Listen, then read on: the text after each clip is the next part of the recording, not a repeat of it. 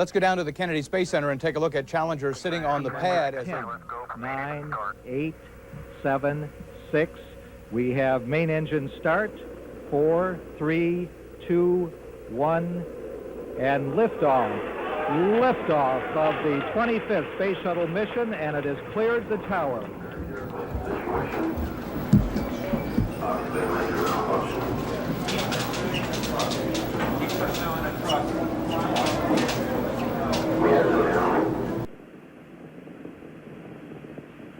Engines at 65%, 3 engines running normally, 3 good fuel cells, 3 good APUs. Velocity 2,257 feet per second. Altitude 4.3 nautical miles. Downrange distance 3 nautical miles.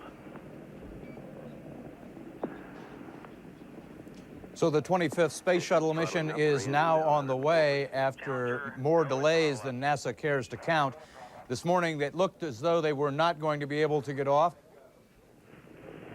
1 minute 15 seconds. Velocity 2,900 feet per second. Altitude 9 nautical miles. Downrange distance 7 nautical miles. Looks like a couple of the solid rocket boosters blew away from the side of the shuttle in an explosion.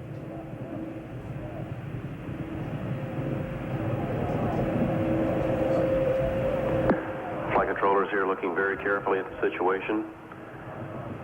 Obviously a major malfunction.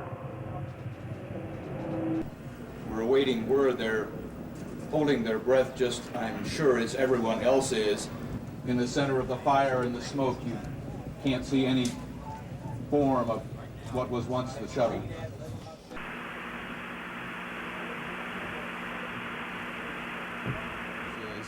You saw it just a few moments ago, about 45 seconds after liftoff, a huge fireball in the sky. We have a report from the flight dynamics officer that the vehicle has exploded. Flight director confirms that. We are looking at checking with the recovery forces to see what can be done at this point.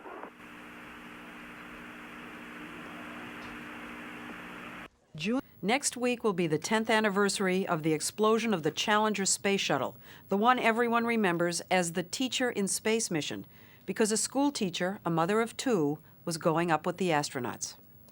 Good morning. This is Krista McAuliffe, live from the Challenger. As everyone knows, Krista McAuliffe, who was to be the teacher in space, died in the accident, along with 6 of her fellow crew members. Here comes the 51L flight crew. Less known is that 2 of the engineers who worked at Morton Thiokol, the contractor who built the rocket boosters that caused the accident, warned NASA that it wasn't safe to launch. Bob Ebeling and Roger Beaujolais said it was an accident waiting to happen. And liftoff. Liftoff of the 25th Space Shuttle mission. When it ignited and cleared the launch tower, I whispered to Bob that we had just dodged a bullet. I was in the middle of my prayer, watching the screen and praying, thank you for making me wrong. And kaboom, it went. I walked right out of there and went in my office, closed the door, and cried. As the crew walked out on that freezing Florida morning to board the Challenger, many of the families believed there would be no launch. It was too cold. The maintenance crew was tapping off icicles. In his last phone conversation with his wife, Commander Dick Scobie told her not to worry, that NASA engineers had assured him it would be safe to fly. June Scobie remembers. And he said, they, and I often wondered who they are, but he said, they said it would be all right, that it would be safe. They said, they showed us pictures of their rockets blasting off in snow. They said it would be all right. June Scobie, her children, and the other families were taken to a special viewing area to watch the launch. We were standing there, my family and I together, and we saw this beautiful launch, crystal clear blue sky, and as I reached to take the baby from my daughter's arms,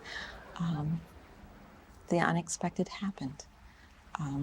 It was a stunned silence. Stunned silence.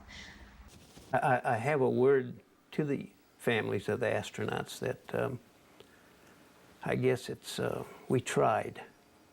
We just weren't good enough. After the accident, a presidential commission conducted hearings and concluded that NASA had become so arrogant and bureaucratic that it needed a complete overhaul. And since then, changes have been made. Still, NASA would not agree to an interview. By the way, some of the families sued NASA and Morton Thiokol. All of them, those who sued and those who didn't, got settlements. The amounts have never been disclosed.